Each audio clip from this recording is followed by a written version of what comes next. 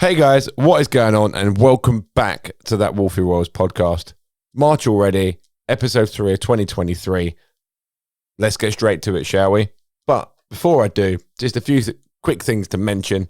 So first of all, if you are not subscribed to the YouTube channel, please go over and do so. Hit subscribe, like, follow, ring the notification bell, whatever you need to do. Just keep up to date with that for me, please. And also do the same on Spotify, Apple Podcasts, whatever you listen to. Just make sure you hit like, follow, do whatever what you need to do so you don't miss any episodes or releases. Just a few quick words from the sponsors. So, Ashlie at Living Art Ball Pythons, Wolfie's 10 discount code is back live, so 10% off the entire store on your first order, and that is on Morph Market and on the Living Art Ball Pythons website as well.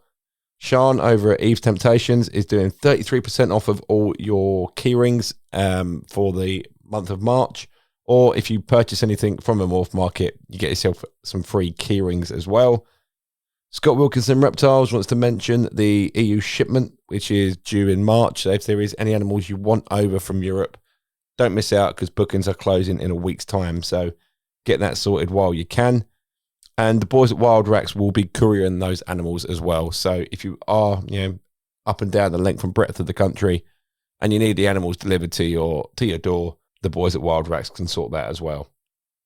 So with all that stuff out the way, let's get into this month's episode. Had great fun recording this episode. Really, really enjoyed it.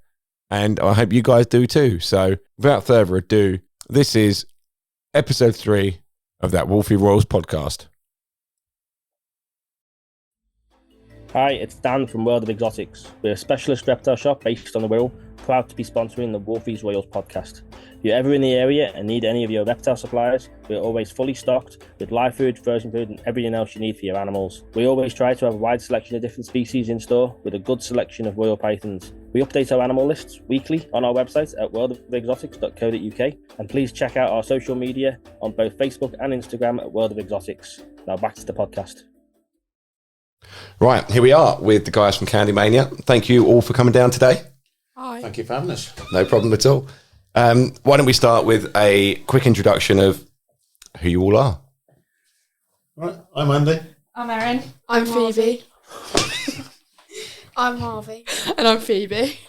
And together you are Candymania. So give us a brief rundown, a little brief description of who, what, when, where, why, how you got into reptiles and royals. It started a long time ago.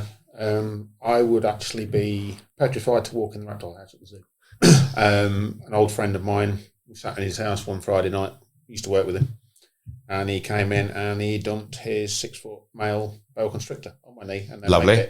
To be fair, the more I tried to move the snake, the more it wrapped itself around my arm. So I just sort of like sat there in the chair with this boa wrapped around my forearm. Within about a month probably, we bought our first royal just purely as a pet, pretty much. We had a more sizable collection probably about 10 years ago. Okay. That we had to give up for family reasons. We had a couple of other family members move in and kind of run out of room and funds and things, so something had to give, which was unfortunately the reptiles. Came back in about 18 months ago now. Okay. Decided to try and hand up breeding. Yep. We've had 4 clutches now. Help me out. 6. There we go. At least someone's counting. Yeah. Oh yeah. And it's just kind of grown onwards and upwards from there. So when you say you had like a sizable collection back then, what sort of numbers were you talking? It was a mixed collection of a lot. There'd probably be 40 plus animals in the house. Okay, because you had some other species as well, didn't you? We had sand boas, a baby Burmese, which was the first thing that ever decided to bite me because it was a feisty little guy. Yeah. Geckos, Leos, Bredls, adult pair of our own boas that I turned a 6-foot Viv into a TV unit. It's probably the dearest thing we'd ever done because I bought the Bear Viv, and then did everything else. Like, polished it, kitted it out, and what I thought was going to be a reasonable project, and because obviously there was no glass with it either, so to get the glass, Get a glass fit, get it strengthened and all sorts. It cost a small fortune by the time I finished, and it's still I still never live it down to this day. Cheaper to buy the ready-made enclosure ready to go it straight was away. most definitely, yeah. But I thought it was an idea, it was a nice project at the time, and really wished I hadn't once we got started on it, to be honest. But it was a mixed bag of everything, wasn't it? Yeah. So what sort of sparked the return then? What made you want to get back into it after that sort of gap? Friends next door have got Royals, and you'd been round seeing the snakes, so you got to come round to see the snake. Went round, just brought the snake down, and just kind of reinvigorated the passion for it all, and it snowballed. Yeah, in a week. One turned into 10 turned into 60 plus. And then So you got a fair few then? Yeah. our first one was a lemon blast male. It was. They brought it as a normal, but like when they got in the car, it was like, that's not a normal. So then, how many animals are you keeping now? So one turned into 60 pretty quick. Are you still growing, still adding on? About 64 royals and 2 hawk noses. Just a fair few then. And a leopard gecko. And how many of those sort of 64 are breeding weight or ready to breed or sort of going to be there within the next season or two? We'll do, I think there's 14 pairings on the board. Okay. For this season, for this year. And then obviously dependent on what we produce this year, and there's other stuff growing up, we're probably looking 20, 25 pairings next year, I would think. That's still quite a reasonable number. Quite a big one. It's quite a large amount considering a lot of people are scaling back at the moment and probably doing less pairings given the economic climate and things. How has that sort of affected you as new breeders coming into it? Has that altered your mindset onto what to breed and what you want to produce? A little bit. The things a lot of the pairings we do or are going to do are probably head to head. Okay. So if we hit the odd visual or hit some visuals, obviously it will enhance what we've already got. And most of our pairings are geared towards enhancing our own genetic power within the collection to start with. Yeah, so I mean, if you're doing head to heads and you hit the visuals, and you can probably look at moving on a couple of animals as well from the breeding cycle team or whatever. So it sort of brings your numbers down as well. There are some bits that obviously due to other circumstances we're kind of having to fine tune what we've got and fine tune what we do and breed. So the plan is, to be fair, is to probably actually put them up as a project when we go and put them onto more market as like a 1.1 or a 1.2, a ready-made project for somebody. Yeah. And we'll see what happens from there. Yeah, makes sense. What sort of projects are you working with? I like the clown stuff. On the pied. Erin likes the pied a lot. There are the main pairing really is the lesser clown to a GHI double het hypo clown male. Okay. There's an orange dream yellow belly leopard enchy het pied posset clown. Yep. That's going to a straight visual pied. So hopefully get some genes back into the visuals, visual pieds. Yeah. And then obviously the young man here, he wants to do a dream scroll project at some point. Yep. So if we can get some reasonable level pieds in to start with, and then put the Lav albino over some pied females, whatever. Yeah, this season I've got a fire het pied 66% het clown to a pastel het pied 66% het clown to make 5 fly clown pieds. So you want to do double visuals more than anything else? Yeah. Then I've also got a pastel spot nose het clown going to a super pastel female. So more clown stuff as well. So you're quite clown heavy across most of the collection. Yeah. Okay. Erin's shaking her head there. Not enough pieds. There is plenty. There is pied in there. To be fair, not enough. No, not enough for you. No. So what are your sort of goals? So in, let's say, sort of 5 years' time, where do you want to be with the hobby?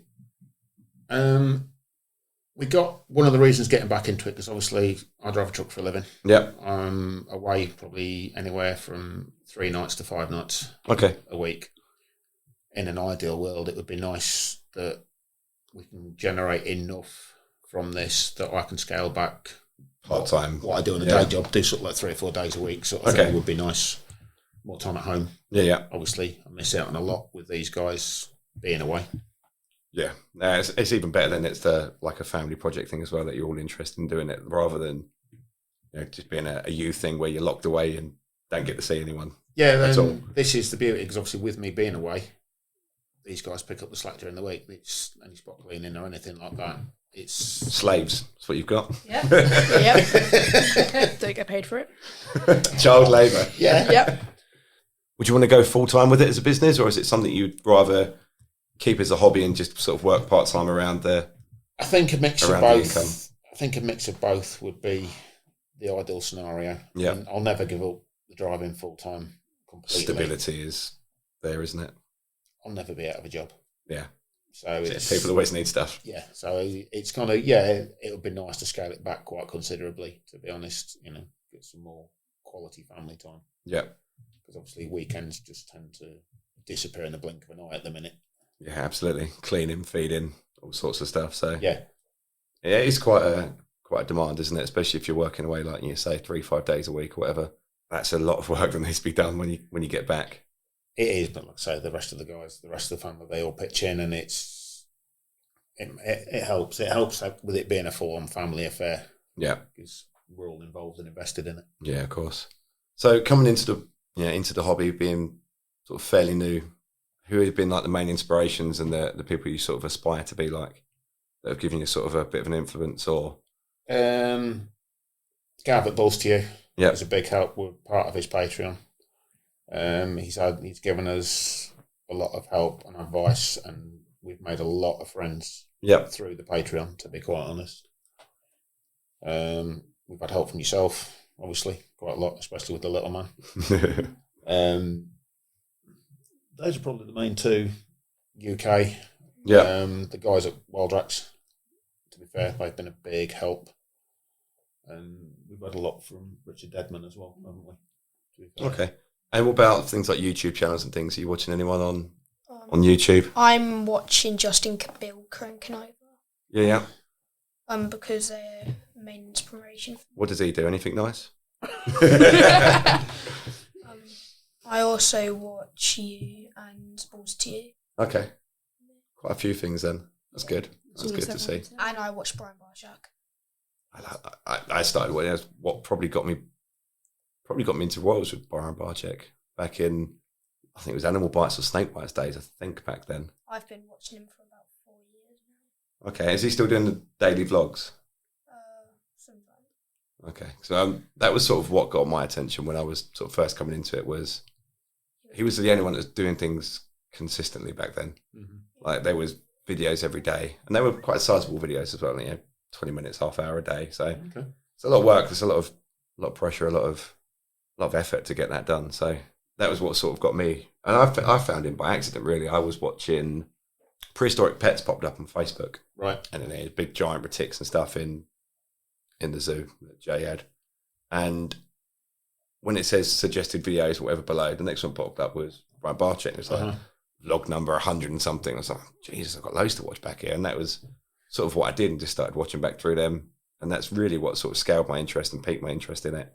I'd kept corn snakes before and wasn't really interested in breeding. I'd never bred a corn snake in my life. I just kept them because I quite like the pretty colours, really.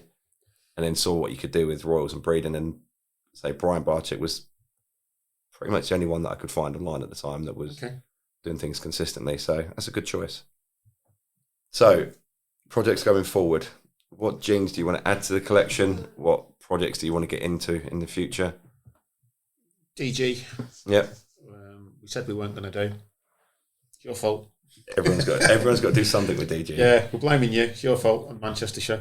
There is DG in there. Obviously, there'll be quite a bit of clown going forward. There's the Exantics in there. Okay. And obviously with the pies, all in. So Xanthics, all in pied as well. Xanthic pieds are lovely, to be fair. Must admit, Xanthic was something I wasn't really bothered with.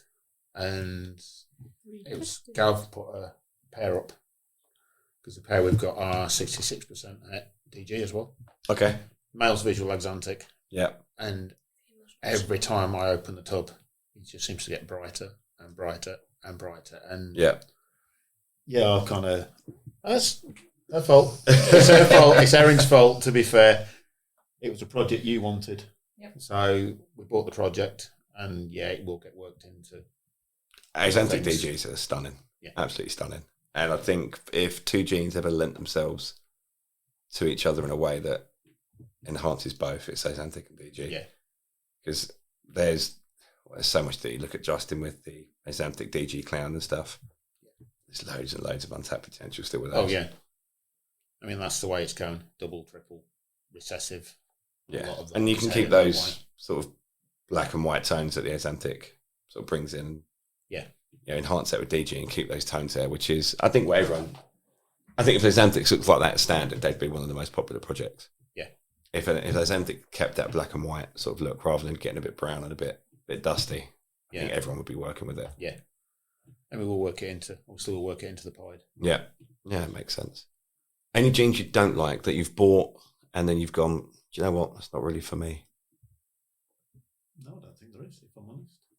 No, I still like a normal. But probably the one thing I've had least of in my collection. Yeah, if I'm honest, no, I don't think that we've actually bought anything. We've moved. Things have sort of like come in and been superseded, obviously, but actually not really liking the gene or what it looks or what it does. I don't think there is anything that we've had in the last 18 months, is there? I don't think so. Everything's got a purpose. Yeah. It's the way to be. Have a good plan and a good, prepare what you want to do. Not even just this season, the season ahead, season after that. Work out what you want to do with it. Are you keeping any other species still at the moment? I'm keeping hognoses, but I'm thinking about selling them. Why is that?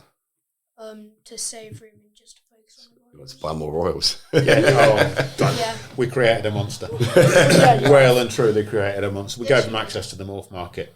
Oh, that's a bad That's a move. very bad mistake. That's all it goes on. Links sent over. I get WhatsApp links daily. I'm just as bad, to be fair. Well, I spend most of the time on my phone on Morph Market. I can probably go in every night when I get into bed and I'll put my phone on charge. Have a look what's on Morph Market at the minute. Just see what's there. Then spending it. I know what's going to be there because I've seen it 24 hours previous, but always still look just in case. It only takes that one extra special one to be posted and... Yeah, but watching when you're drunk's a bad move. I've done that before. Stay off the whiskey. Yeah, stay off Morph Market would be cheaper. Yeah, that whiskey's cheaper than the yeah, snakes. that is probably true, to be quite honest. That's very, very true. I've done that a few times. A few drunk inquiries and I've gone, too late now, I'm in there. I've got it now. Like, never mind. Yeah. Deal with that at another date. So, let's talk about a member of the family going out on his own. Yep. Tell us what's going to happen. This little man that sat at the side of me is 12 years old. Yep. Has his own little collection. Yep. And he obviously has decided that he wants to do his own little projects. Yep. And he's already turned around and told one of his teachers at school that's what he wants to do when he leaves school. You got to stay until you're 18 now, haven't you? At school. So only 6 years till you can do it full time then. Sadly. So what do you want to do going forward? Tell us what the brand name's going to be, how you're going to do it. The brand name's going to be Tupper's Reptiles. And hopefully in a couple of years I can get a couple of racks in my room and keep them in my room. But Mum and Dad just need to approve it.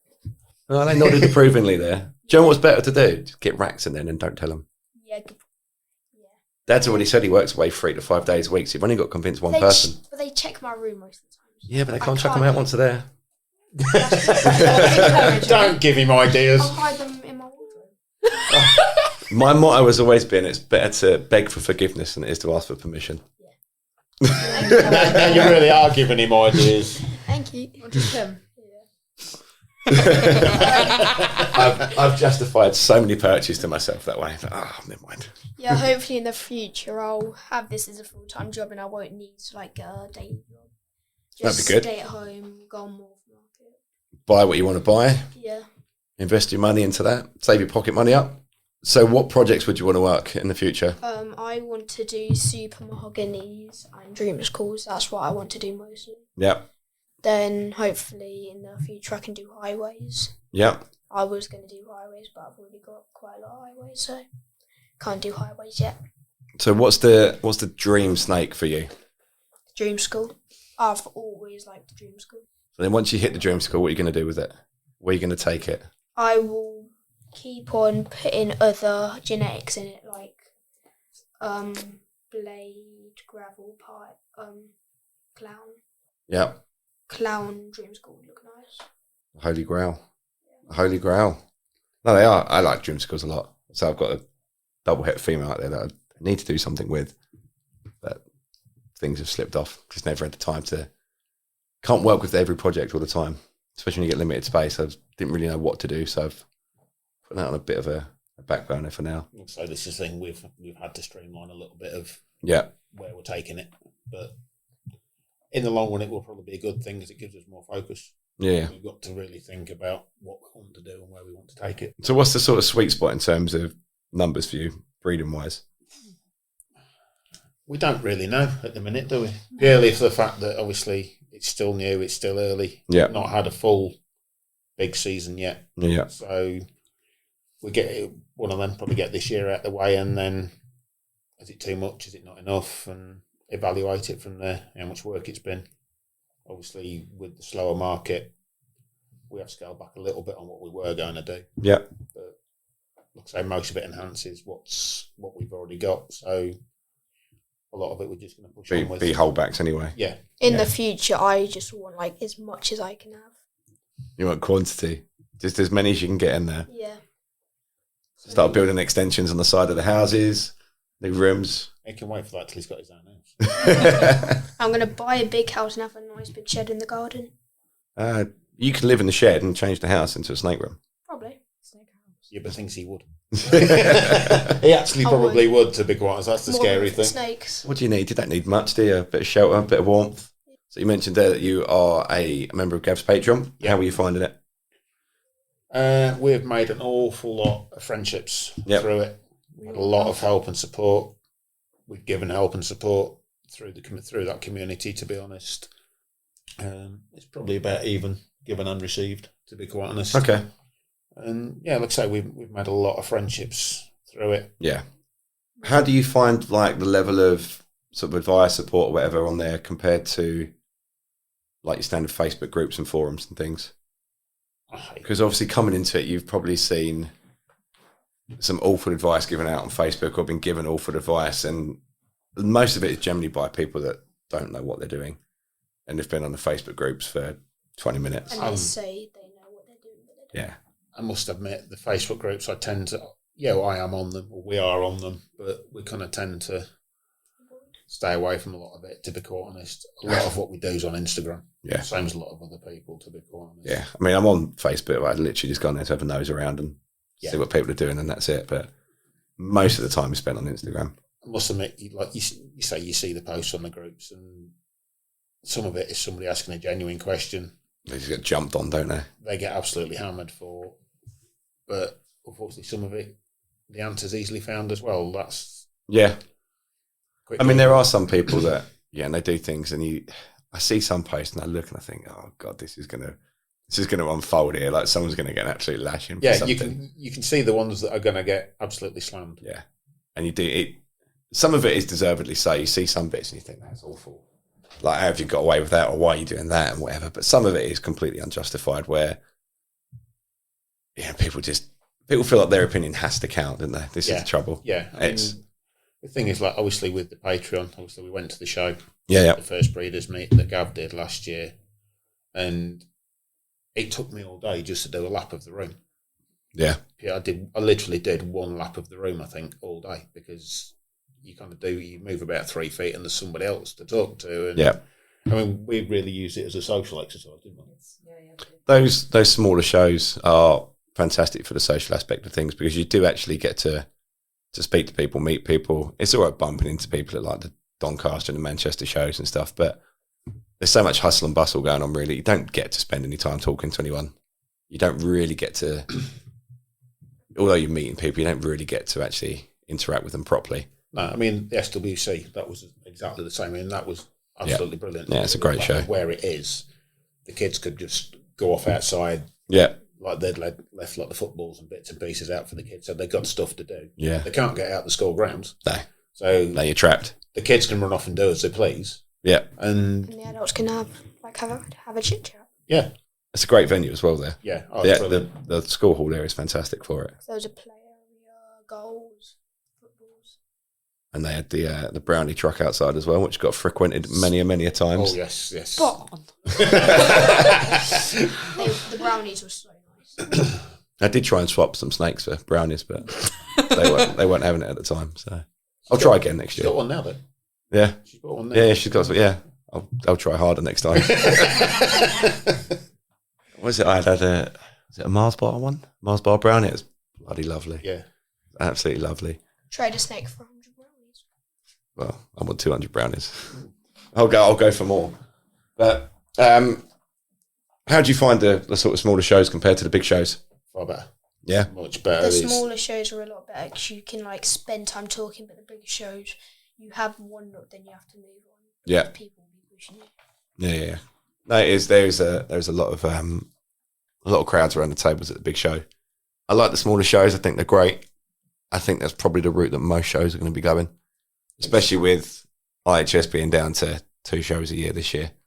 I can see a lot more of those sort of smaller shows either putting on more dates or more smaller shows popping up. I actually saw one pop up on Facebook the other day. Where was it? Southwest somewhere again. No, it was. I want to say it was down towards like Dorset way. I think it was in August. I think. Okay. But I didn't really look too much into it. But I saw another one pop up, and that was it wasn't primarily royals either. There was quite a lot of other species there as well. So it's good to see that more people are trying to put them on, and that people are trying to put them on for more species as well, because they are smaller shows are predominantly royals, because that is probably 78% of the market, I should imagine. Yeah. So a bit more variation in genes and species that are out there would be quite nice. But I mean, I think they're brilliant. I think those small shows are, like I said, probably going to be the way to go. It generates a better atmosphere, I think, definitely. Yeah, it's a lot more welcoming. Yeah. It's a hell of a lot more welcoming for people coming into the hobby. They can get to meet the person that they're potentially buying from or getting stuff from, rather than it just being just a transaction at the other side of the table and that's it. Yeah. And there's just animal and off you go sort of thing. And I think that's important because there is a lot of negativity surrounding the IHS shows in terms of the antis and conditions that they're kept in, etc. So anything to change the perception of the hobby is good. Yeah, I mean, let's say fingers crossed. Yeah. With the new venue at Milton Keynes, which is I'm looking forward to it because it's a lot closer to me than Manchester or Doncaster is. Yeah, it can't be. Well, you're pretty central for most stuff, really, aren't you? Just over an hour from Milton Keynes. Okay. Doncaster was about an hour and a half. Manchester's like 3 hours. So you kind of feel for all of you guys down here, when it went up to Manchester. You God, it's a nightmare. Right. I mean, Doncaster could do Doncaster in about 3.5, and it was quite a nice drive actually. Yeah. Manchester was just a pig. I had to stop on that one. I couldn't not. Like Doncaster, I could do sort of straight off and didn't really bother me, but Manchester was a pig of a drive, especially with the show being on Sunday as well. Driving back on a Sunday night, thinking, I've got to go to work in the morning. Got to get back, unpack all the animals, get everything out. About an hour's sleep and go to work. Yeah, I mean, I won't get much. I'm up early for work, so I think I was at the door sort of 5 o'clock, 4:30 most days. But by the time you get back from the show, it's like 9 o'clock, 10 o'clock. Putting animals away was another hour or so. Yeah. I much prefer the smaller shows with the shows being on a Saturday. I must admit, because I think the next balls to use. It's a Saturday as well, wasn't it? So, and I think the SWC has always been a Saturday. I think. Yeah. So half hour in, I'm going to start wrapping it up soon. Is there anything else you want to mention? Anything else you want to talk about?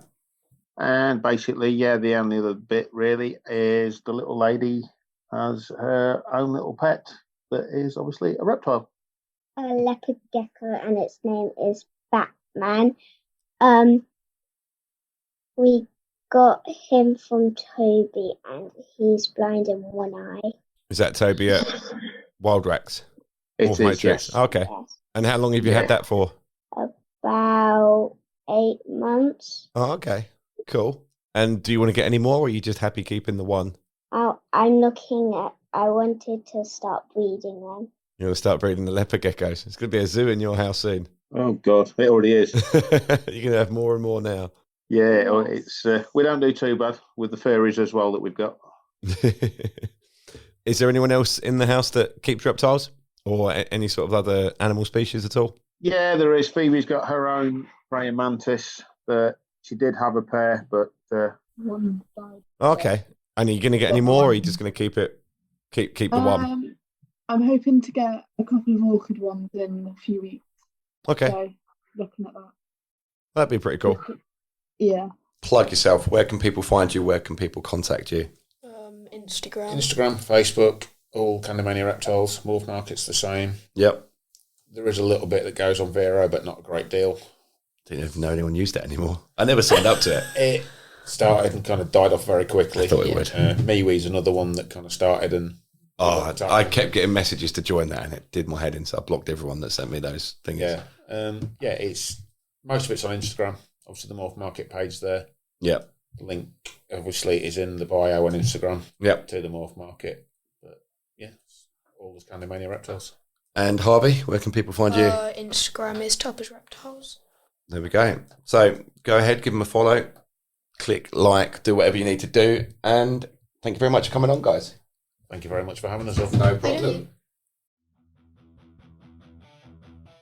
Hi, this is Sian from Eve's Temptations Royal Pythons and Eve's Temptations Creations. I chose to sponsor That Wolfie Royals podcast because I believe the hobby needs things like this to bring us together and to showcase all the talent in the hobby, old and new. I am a hobbyist Royal Python breeder specialising in double and multi-recessive projects. Check out Facebook and Instagram to keep up to date, Morph Market for available animals, and feel free to message or catch me at a show for a chat. In early 2021, I set up Eve's Temptations Creations initially to print my own snake bags, and it grew massively from there. I print t-shirts, hoodies, mugs, key rings, glass, photo boards, and much more. This is merch printing for the breeders, by the breeders. Unlike the big companies, I will only print it if it will look good, so I can check your logo files and can alter for free, so there's no nasty surprises when your stuff arrives. I can also do gifts for the family, like photo slates, mugs, and baby grows for all occasions, like Mother's Day, Father's Day, and anniversaries. Podcast listeners can ask for the podcast bundle, a t-shirt, mug, and keyring package at a discount, which can be for your own logo, podcast logo, or a mix of both. Find both pages on Facebook and Instagram by searching for Eve's Temptations Royal Pythons and Eve's Temptations Creations, and keep listening to the podcast for limited special offers throughout the year. Thanks for listening. So there we have it, guys. That was the whole clan from Candymania Reptiles there. So, you know, as you heard their social media handles and stuff there, head over to Instagram, Facebook, whatever it is. And, of course, do the same for young Harvey as well as he starts out on his breeding journey. And, yeah, just, you know, give him some encouragement, give him some support as well. So, you know, it's always important that, you know, new people are coming through and the younger generation are getting involved as well. So the next guest needs no introduction. He's a good friend of mine. A funny guy, even though I don't want to admit that, and because he's already got a big enough head. He's got some fantastic animals, some really good pairings, some great pairings lined up, and he's sort of flown under the radar a little bit for the last few years. But I think he's gonna surprise a lot of people with what he produces in the upcoming season. So let's get to it. This is my one-on-one with Mr. Rob Nash of Royal Blue Reptiles. Hi there, this is Scott from Scott Wilkinson Reptiles. I'm pleased to support That Wolfie Royals podcast. It's absolutely fantastic to have a UK-based podcast, and Tom's slowly starting to get the hang of this. So, for those that don't know me, I've been breeding reptiles now for over 35 years and have focused on breeding ball python morphs for the last 20 years. I'm also working with probably the largest collection of Australian blue-tongue skinks in Europe, including albinos and melanistics. I also have been importing and exporting reptiles for over 25 years now and currently offer that service for other breeders and collectors and can ship your animals in and out of Europe, USA and Canada. Best place to find me is on Instagram or YouTube, or if you're really unlucky, you'll see me half naked at a reptile show somewhere around the world. Message me via Instagram for any further details and enjoy this amazing podcast. Take care.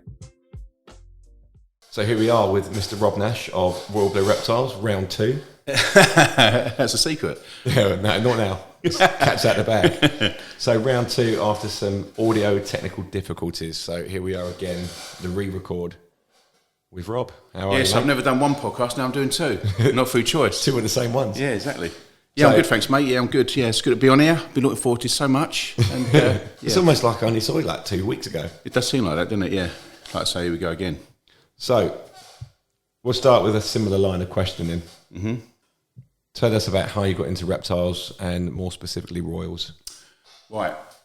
Not many people know this, actually. Not many people know this. So I'm going to go through the story and it might surprise a few people.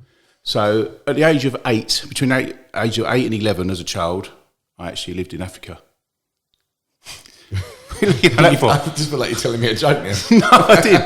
My father at the time, I can't say what he did as a job, but we had to go and live in Africa for 3 years in southwest Africa, which was a place called Benin.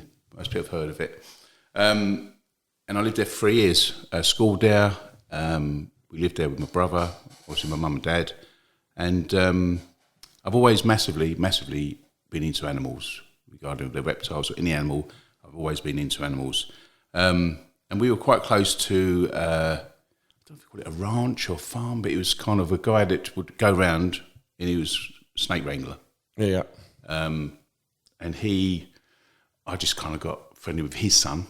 And he took me around there one day and he had all these royal pythons, and also he had a shed, literally, I can't remember the time of year it was, but a shed full of royal python eggs. And I said, can I come along one day? And sure enough, he took me out one day and found our first wild caught royal python and collected eggs. And he even let me take some eggs home to my shed. And now let's rewind a little bit. Let's tell the truth. I've got corn snakes. I've got started with a corn snake. I was going to keep that going for ages, but I can't. Yeah, so why didn't you tell me this last time? I was going to keep that going. I was going to keep that going. But no, the truth is, I started with corn snakes, jumped from corn snakes to boas, and then dipped into royal pythons when the boas kind of space-wise, it got too much. So I think that was year 2001/2 is when I got my first corn snakes, and from then on I kind of went into the going to shows, and I was getting big into corn snakes. Okay, but the morphs are like there's so much recessive stuff. Pretty much everything's recessive in corn. Yeah, isn't it? Yeah. I got about maybe 8 corn snakes of different morphs, and then I kind of jumped straight into boas really. From one extreme to the other, then. Yeah, because boas my dream boa at the time was a sunglow. Yep. So I got the ingredients for to produce sunglows, and I thought I didn't breed corn snakes, so I'm going to breed royal pythons. I'm going to breed boas. I'm going to make a sunglow. I paid £1,000 for my albino boa, and then set them up in 4x2 vivs, and breed how many did I have at the time? 6, and then grew them up. Got bitten a few times, which is not very unpleasant. It's a lot more painful than a royal bite, isn't it? Yeah. Oh, yeah, exactly. Especially when you pull your hand away and it rips all your hand, and yeah. So that took me up to about 2000, maybe 2006, 2007. And then at the time I was still living there now. Living in Peterborough now, and there was a guy in a place called Spalding, which is about 20 minutes away from me. Yeah. And he had a bungalow, and on the back of his bungalow he had a reptile shop. I used to go and visit him quite a bit, and he kind of introduced me to royal pythons really. Okay. He was in a situation where he'd go to all the shows over to Ham. He was in contact with Mike Wildracks, so he can bring stuff over. And we got chatting, and I ended up trading my boas with him for royal pythons. And that's where it started with royal pythons. And it kind of grew from there, 2007, I'd say. Did you breed the boas? No, but I'd paired them, got locks, and that's what kind of enticed him to do the trade. Because at that time, he thought, oh, I've got a chance here. With the babies. Yeah, so and he'd done me, he'd done me a fair deal on the stack that what he could give me royal wise, and then we went from there. Because it was space at the end of the day. Yeah, it's in the spare room, and 4 foot by 2 foot vivs ain't gonna go very far. So no, they don't stack up very well, do they? Not at all, no. So. And then you see the racking side of things with the royals, and you think, I can do that. I could get so many, and then you work out how many you can get in that particular room. Yeah. That's where it all started. What was your mindset like back then? Because I remember when I first saw racks, and I was like, I don't know about that. Should I use them? Should I not? And then I didn't really know anything about the breeding side of it when I was getting into it, apart from what I'd seen on YouTube and stuff. So it was only then when I started seeing the likes of, Snake Bites TV and stuff and all those racks that I went, oh yeah, like pretty much everyone's using them. I almost felt like I was like guilty for using them. Well, yeah, the guy, like I said, this guy, Jason, his name is, he's not actually in sport no more. I don't know where he is, but if he's probably is listening to this, isn't he? Because it goes to all corners of the world. So if he's listening, he might get in contact. But he had racks, so straight away, and the benefits of them. He explained how, and from that moment on, I thought, racks are the way forward, because that's what swung me over from boas to the Royals as a racks. And he said they thrive, they breed, they do this, and so I got my first melamine rack built by him. Supplied by him, and. I've kind of never kept a Royal in Innoviv. I've always done well. I had some small stacks years ago, some like 2 foot stacks I had when I only had like 4 or 5 animals, but that's pretty much it. Yeah. I had the corn snakes in Vivs. I started out with corn. Yeah, same corn snake. My corn snakes were in Vivs, yeah. But no, the wrecking, I've been pro wrecking all the way from the beginning, really. So then how many animals was you getting when you was like getting rid of the boas? Was it just the odd handful, or was it? Yeah, pretty much the odd handful. But of course, then the prices were 2006, 2007. The price then even for a single gene co-dom or dom is is a lot higher. Yeah, a lot higher. Yeah, a lot higher than it was. First recessives I got was albino, so I produced some albinos further down the line. But I started off about 10, and it's just been it's just been a steady progression to what I am now, really, over the years. So how quick did you grow? So when you say you got a handful of them. So under 10, something like that, you're probably talking? Yeah, under 10. So, and then from that moment on, I didn't buy any proven females and like, so I grew them up. So everything was from stuff that you'd bought or you'd produced? Yeah. So I think my first one I produced, I know I produced my first hatchlings in 2010, and that was a combination of pastels and pinstripes and lemon blasts from stuff that I got from this guy Jason, and grew them up and bred, and that was my first clutch in 2010. So along the way, kind of, it's just grown from then. All the stuff I've got now is just a steady climb to where I am now, really. So where are you at now in terms of numbers? What's the sweet spot for you? What's the desired sort of level of maximum animals that you want to be dealing with? I think that changes all the time. I think I've got room now. Now I've had my new room built. I've had my new room built, so I've got enough room, and I've purposely had enough room for. I've gone for adults. I've gone for the females. I've gone for the LP70s. Yep. So I'm big. I quite like the size of those for adult females. So at the moment, I've got room for. I've got 60 LP70s. So, and I have actually looked the other day, and I have got probably 60 females as it is now. Yeah. And all at that size. And I've got the LP35s, so I've got a stack of 30 for those. But I don't probably want to intend keeping 30 males, it's just for females growing on, etc. And I've got the combination of the LP18s and LP5s for the hatchlings. Got enough for about 120 at the moment, but I've got space for that to go up. You can go up on top of those racks, can't you, already? Yeah, so sweet spot. Are you there, or do you think there's room for? No, no more. No, look, I'm looking at the space now with the LP70s, and I probably could go. What's that? 84, because their Sunny's 12 high, isn't it? Right. Okay. I really don't want to go down that route. I really want to keep. If anything, I want to kind of condense it down and maybe a little bit more. So a sweet spot would probably be no more certainly than 60 adult females. Okay. So what would be your ideal range if you're going to condense that, 40, 35, 40? Yeah. I suppose a nice sweet spot for me would be something like 40 adult females of varying, levels in those boats, and probably 15 good males. Yeah. Yeah, it's a good ratio to have. Do you try and work on a breeding ratio or not? Do you go, I've got 60 females, so I want no more than... Yeah.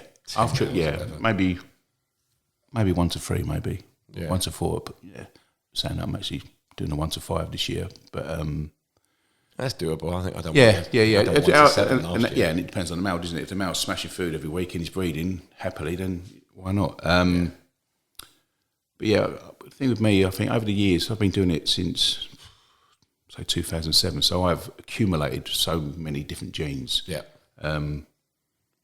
and it's not kind of, because I've started then, excuse me, and I've not been the best at selling adult females and stuff like that, so you accumulate so much. So realistically, it would be nice to reduce it down, but I think that'd be difficult. So 60 is definitely my max. Yeah, I mean, it's, like you say, it's difficult getting rid of those adult females, but with stuff growing up through the racks as well, you go, I need to get that into breeding cycle soon. I need to let that go. Yeah, those females get gazumped, don't they? Unfortunately, but that's for me. Those kind of, it's a hobby, really, more hobby than anything else. So I find it difficult for something that I've produced along the way. It's gone on to produce as well. To sell it, it's difficult. It's difficult for me, especially if you've had them from they're offspring of your first productions. You've gone, a bit of a sentimental attachment. Very much so, yeah. I mean, don't get me wrong, I think on my Morph Market page there are some adult females on there, and even some adult male provens, both all proven, and I think I find that quite difficult. Yeah, I think this year's the first year I've started selling adult females as well. Mainly because it's been a little bit dictated by the market being slower, and I'm not going to breed those females again. Yeah. So I've gone, do you know what? Maybe I'll let someone else have it who, hasn't got the adult females that they want to be using or whatever. So, and like we say, you've got stuff coming up through the racks. You go, well, I'm going to gazump that with that. So that's now got to go in. Yeah, very much so. Yeah, and that's kind of where it is, isn't it? It's difficult. I find it particularly difficult to get rid of adult proven females that I've produced years gone by. Yeah, especially now when there's a clutch of eggs at the end of it as well. If you really needed it. Yeah, exactly that. So how have you found sort of the market so far this year, or, back end of last year as well? I've definitely found it, obviously, like most people, found it slower. I'm holding on hatchlings now that normally wouldn't do on years gone by. Yeah. Because obviously, you've got to have those surplus animals that when you produce, where you're trying to progress your projects.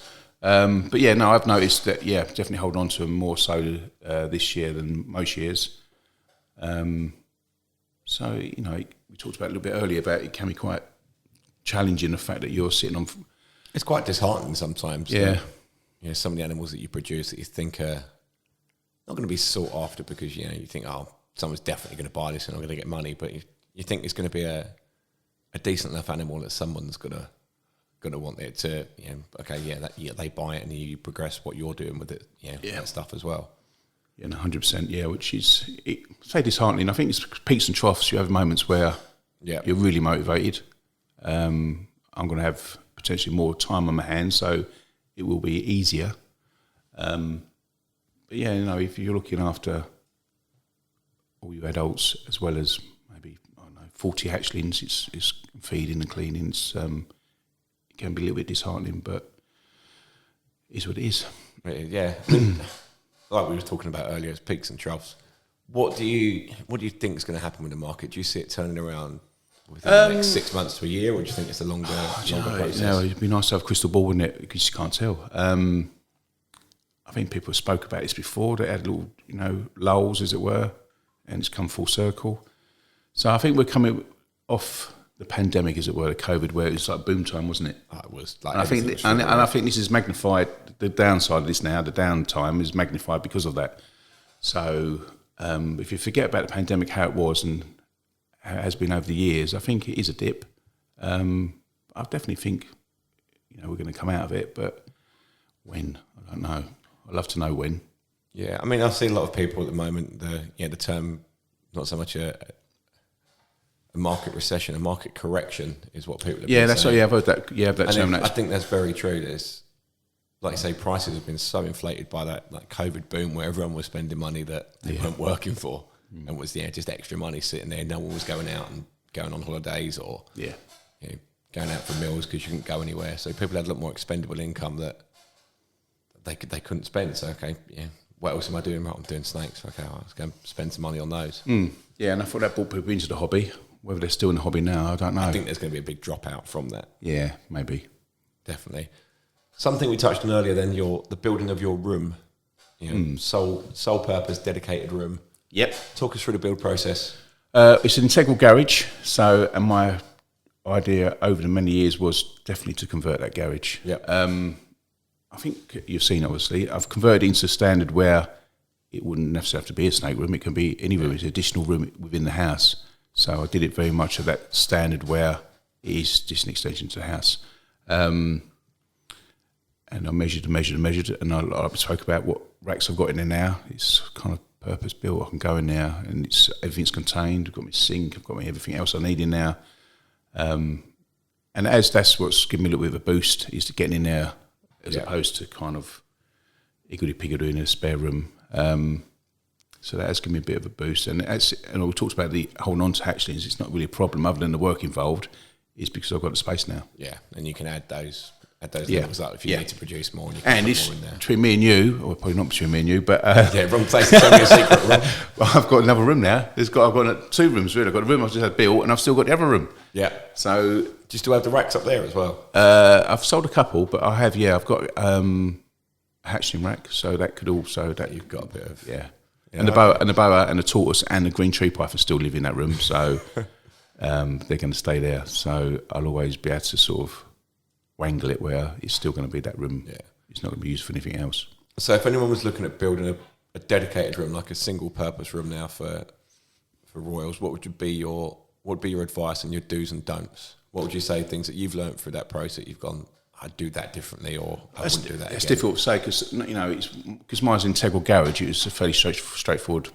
Yeah, not get rid of the garage door, build a window, build a brickwork up. I've only got one external wall. So get your insulation correct. But of course, the flip side of that, if you're building a designated room away from the house, then that's a whole new ballgame. And I probably wouldn't have the knowledge to kind of go and give advice on that. But I kind of go what I did, and it was there was ways of heating the room, my room, and I went with a plinth heater, so that blows warm air. Obviously, it's like used in kitchens and stuff. So it's within the unit, and it blows warm air, and it's good because it works either off the central heating when the heating of the house is on, or I can have it separately on the thermostat, and it blows. It works on electric, so it can blow warm air. So that room would always be controlled temperature-wise. So that seems to be. It's been 3 or 4 months now, and that seems to be working really, really well. So I'm really pleased how that's worked out. So I was going to have, radiator, but you don't want a radiator there because that's going to take up wall space or something. Exactly that, rack, and it means a rack sits out further than it should. Exactly that, yeah. Or like a oil-filled radiator, which are just going to be in the way. So I'm really pleased how that worked out. And if you took all those, if you took all the racks away, it is another room where it could be used for whatever. If you, in a house, it could be used. I don't know, like utility room, really. Gym. You could use it for many things. So just at the moment, it's being used for my royals, which is good. How much of a difference does it make having everything like your sink? And 100%, yeah. 100%. No more bottles of water. People do snake rooms now and they don't put a sink in. The sink is the sink is huge. Because you're only 2 steps away from a sink, as opposed to if it's a separate room, you're using bottles and bottles of water. And the cleaning side of things a pain. But it's great having a designated room like that, and it's I'm really pleased with it. Was you doing water bowls before as well? Or did you? Water bowls. Just about I've only got the cup holders in the LP70s. The 35s, I don't think they come with it. The LP35s don't come with a cup holder, I don't think. You might be able to buy them now, I'm not sure. Right, okay, yeah, I just didn't go down that route, and especially with the hatchling stuff, I don't know, I think a bit of floor space really. One of my biggest time consumers was cleaning bowls all the time, scrubbing them out. The minute I made the switch to like disposable water bowls. Well, I've obviously got both now. I can see what you're saying, but kind of having your own designated sink, you just pop them in the sink, come back to them. Yeah. And like I say, I've got the cup holders within the LP70s, and that is quite nice. But, it's a massive change. Like I say, I've got a bit of time in my hands, so I can, I can get me boy. That's his job, really, to be honest with you. His pocket money is to scrub the water bowls. I've got little ceramic ones, which he surprisingly, he's quite jolly about it. He don't mind doing it, sitting there or standing there and clean all the water bowls for me. Does he get involved with the snakes at all? Not really. No. You've got time for football, PlayStation. You've got time for snakes, have you? I mean, he likes them. He knows he's not scared. He can handle them if he chooses to. But he's not got that. Not listed at the top of his priorities. No. Not on that list for him. Put it up against Fortnite or FIFA. No, it's not going to. Yeah, it's one winner coming third, isn't it? There. Yeah, it's always one winner. No, I completely understand that. Leo's addicted to YouTube, Fortnite, and like Roblox, Sonic, anything like that. So, and that's right. To be fair to my boys, I'm quite lucky the fact that he's big into football. So, like me, I'm big into football. So I'm living my life, football world, football life. So I'm too old now to play, believe it or not. I could play walking football, I suppose, but he plays football all weekend and trains 4 times a week. So, to be fair to him, time-wise, it's not going to be something that he's looking at doing with all that stuff going on. Yeah. So projects, what are you doing this season? What's your main focus, and what do you want to pursue going forward? I think my season's been dictated by the pastel stranger leopard het clown. I think within those 60 females that I've worked out, I've got 21 females that are either visual or het clown. Okay. So he was I've always massively loved the stranger gene. Yeah. Where it's, from the moment I first saw it, you do your research, you look at the different combos, you think, God, and it's always been a bit out of reach and stuff. So project-wise, Stranger Clowns is really kind of where I want to focus on. And so he feeds brilliantly, he's doing everything he should do, but he wasn't locking at all. So I had 5 females set aside for him, which I wasn't never going to pay out anything else with, because that's... You knew what you were, the direction you I didn't want to go, it's like, especially the calm climate, I didn't want to put another male in there. It could have been another visual clown, and made loads of visual clowns, but I just wanted the stranger with different co-doms and doms in it. So I think it was about 3 or 4 weeks, maybe a month ago, he started locking, and now he won't stop locking. So it's great news. So that dictates my season with regard to him. So he's going with 3 visual clowns and something I've never done before, which is het to het. Okay, so you used to like to stack the odds in your favour. Very much so, yes. And going down a 66% route is not something I was going to kind of go down, but I've given him an exception to the rule. He's a het, obviously, and he's got a couple of het girls to go to. I think we're going to start to see more het to het pairings, though, with gene testing coming to the front of things. Yeah, that's a good point. Yeah, I've not kind of thought about that, but people, like say, good friend Darren Hughes, he's always saying, "Oh, I love het to het because there's a bit of excitement." But when the excitement's over and you're left with 6%, are they, aren't they? Then, yeah. But like you say, the genetic testing could make a big difference. What do you think is gonna have an impact like on the market? Do you think it's a good thing, a bad thing? Yeah, both it is. It's going to take the fun away a little bit. The fun away from actually the amount of time it can save you, and moving forward with your projects so much more with knowing genetic testing. That's the question I was going to ask you. So at this time, what's going to be tested in this country? In the UK, I know we can definitely do pied, lav, albino, and I think you can test ultramel and what's the other one they can test for on that line? Ultramel and something else, I believe. Oh, okay. But I know in the US they're doing the ones that I mentioned. They've got clown testing. They've got all of the yellow belly complex that they can test for as well, so they can differentiate between Spectre, Spark, Asphalt, Gravel, yellow belly, etc. But I think Hypo and DG are coming out pretty soon as well, so that will be, I should imagine, it'll be a huge influx of stuff that will get tested for DG. Massive game changer, isn't it? Definitely game changer. Especially when you're now, a lot of people work in DG clown projects. If you can then test, $100, $120, whatever it is, to see if something's double hit DG clown or visual clown 100% het DG or vice versa, then let's say people's projects are going to ramp up significantly. Yeah, and then obviously it's much easier to sell things as well, isn't it? When you can tell exactly what it is. I think I don't know. Imagine in 5 years' time there'd be no such thing, would there? Will be a het, because is it or isn't it? Especially it's high end. You're gonna want to know. Well, this is the thing with clown combos and stuff. You look at the amount of people chasing like Pompeys and stuff, where they're getting X amount of genes into clowns from het to het, but producing 66%ers. At the minute, they're probably sitting on the market as an inflated price. It's going to take away that middle ground of can you afford it, can you not, sort of thing. And there's a 66% in the middle, but For me, I'd personally rather know that something I was buying was 100% het. Yeah. I mean, like you say, back in the day, you always take a gamble. Yeah. But is there a need? Well, like say, moving forwards, there's no need to make it a gamble. I mean, nowadays, the choice is: do you buy 100% het or a visual? Whereas, or do you take a chance on a POS het or a visual? You're going to come to a point where it's like, well, it's either visual or het, and it's not. So 100%, yeah. Sector het's going to go. I think, like you say, it's way. Yeah, you think a lot of the genes that are sitting out, a lot of combos that are sitting out there, like red stripe, yellow belly, spot noses that are 66% het clown, probably sitting at a couple of grand.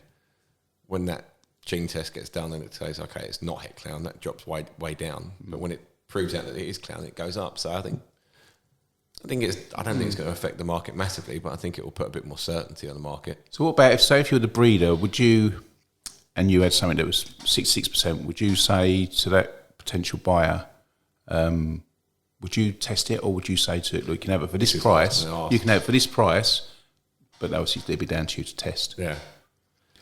How much difference in price would that make if you put a visual to a het? If it's if it's potentially double het, and for sake of how much is it? You say the test? I think it'd be about.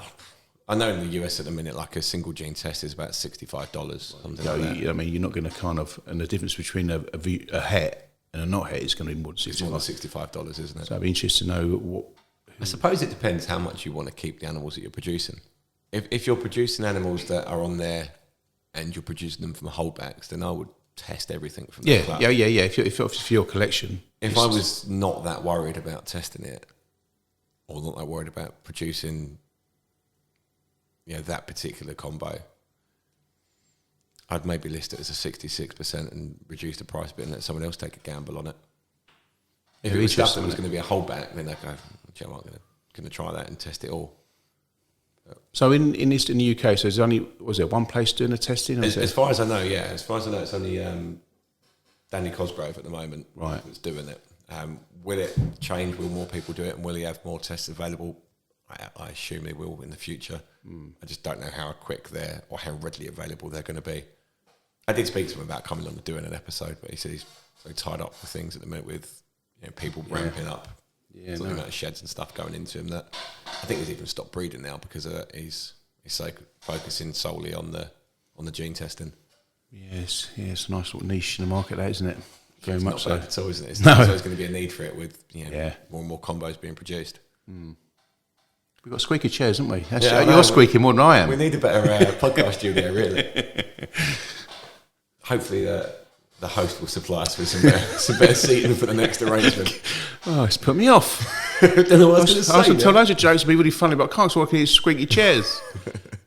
So, projects you're working with the Stranger. Oh, yeah, Stranger, yeah. Anything else you're working with? I know I really should be doing loads of triplets and double hets, but I'll not say old school, but I've always, as I've progressed myself within the hobby, for me, I love making visuals. Yeah. So I've had a scenario this season. I've got a lovely hypo leopard, stunning animal. And I thought, I'm going to do that. I'm going to put my cinnamon entry hypo to it and make loads of nice visual hypos. But then I've got a spot nose clown. I thought, well, if I put the spot nose clown, then should I really then go down the route of making double hets? And I think to myself, I'd rather have a visual. But I know where the market's going, and people are saying, oh yeah, the value in double hets and triple hets is huge, and the fact that obviously double recessives are where it's at, and triple and even quad sometimes. But I don't know, I'm still struggling to get my head around making double hets as opposed to making visuals. But to answer my question, I have put the spot nose. So my wife, oh no, I make a hypo Batman. That's what I do. I go down that route. But I find it. I spoke to someone the other day. He came around and bought some. Got some substrate, Devlin pythons, I think it's called. And I said, oh yeah, but you've got to keep all these holdbacks, the space for the 1.3s, of the hets and double hets and whatnot.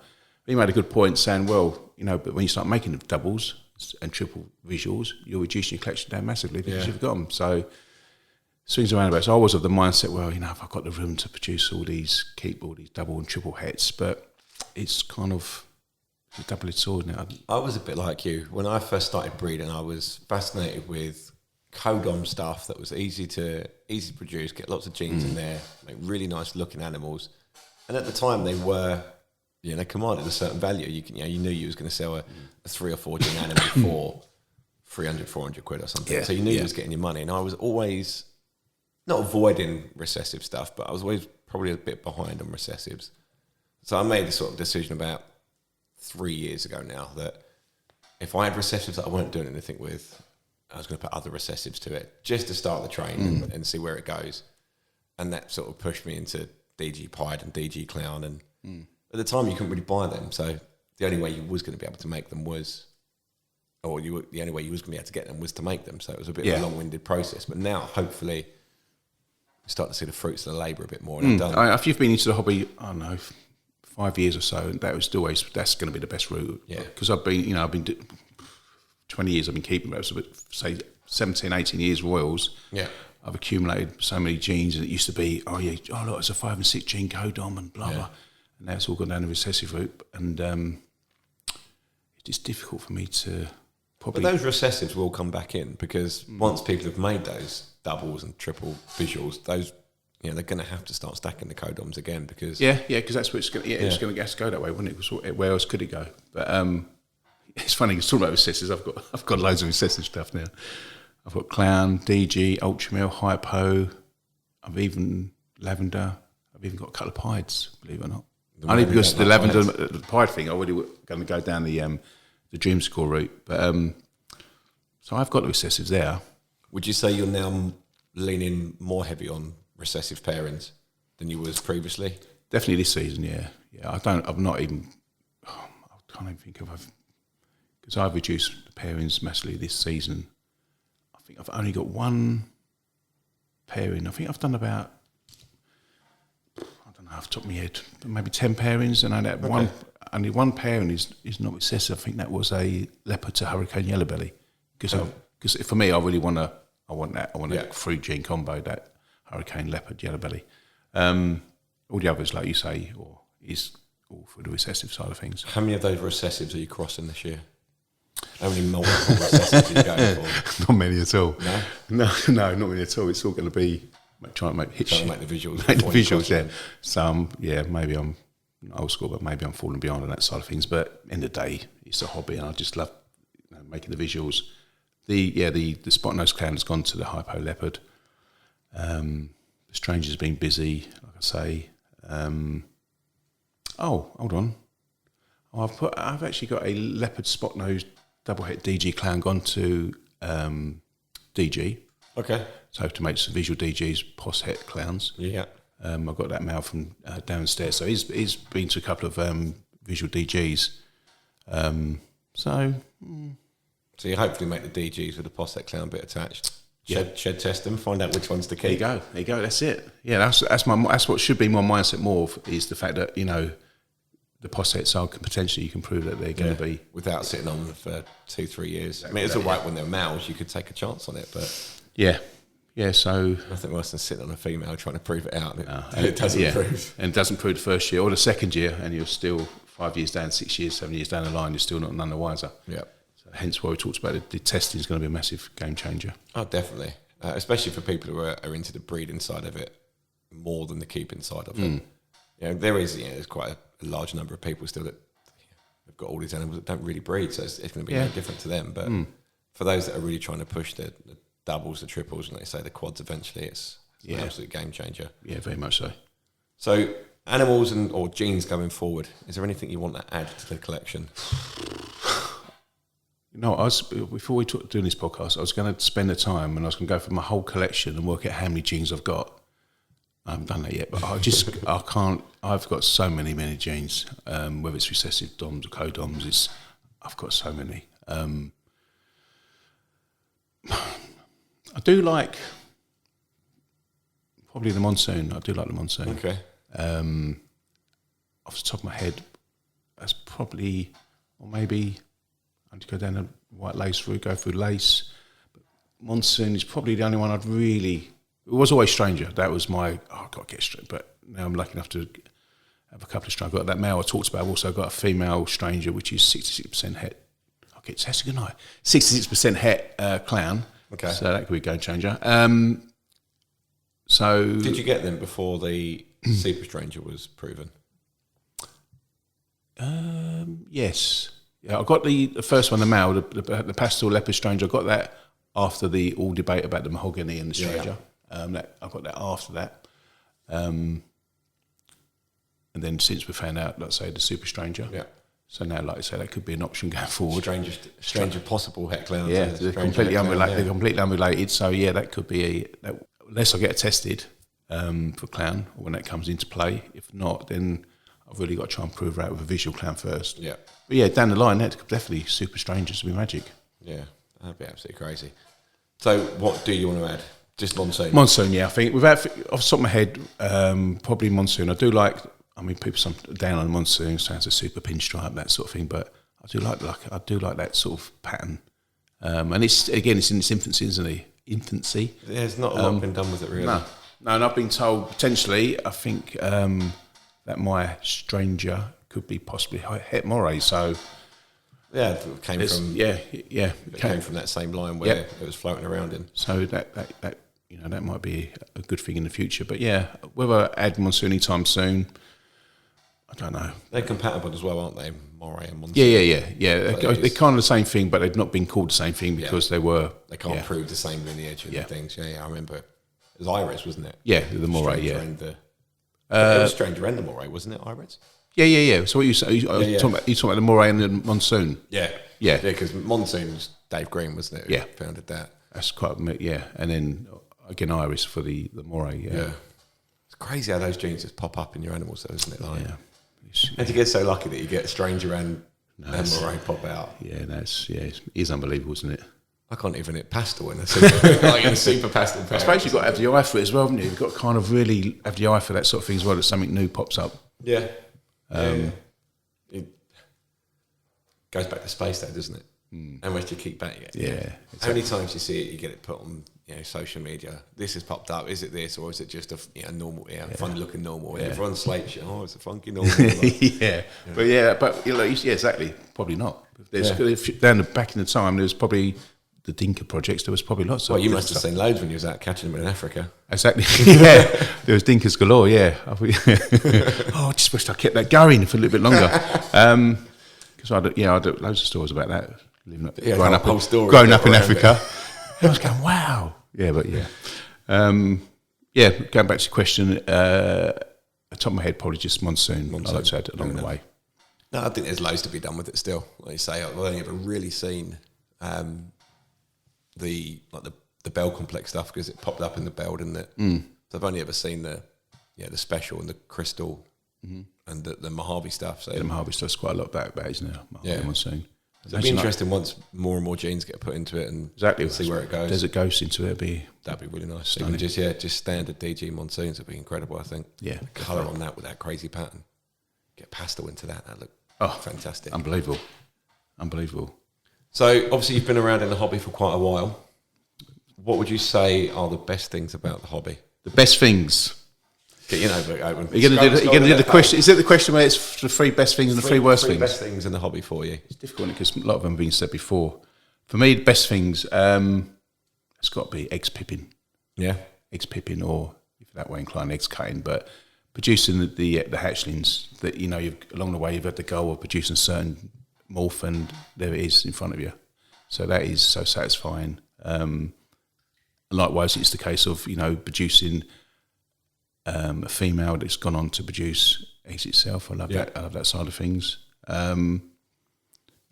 So that's one. Hitting the goals, 2. So we can count that as 2, can't we? We can count that as 2. Hitting the goals.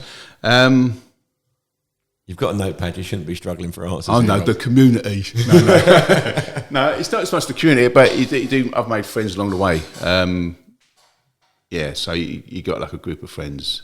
I don't like calling it a little clique or anything. It's just a group of friends that you've got in common with, as well as the Royal Pythons and snakes and reptiles. You've got other interests that and you build friendships over that. Really, I don't think I'm the kind of guy that I don't know if there's anyone might find out, but I've not fallen out of anyone about the hobby. Just that you have more interests with people than you other than Royal Pythons. That's natural, though, isn't it? Like you naturally gravitate to people that are more similar to you. It's been that way ever since you was in school, you know. Yeah.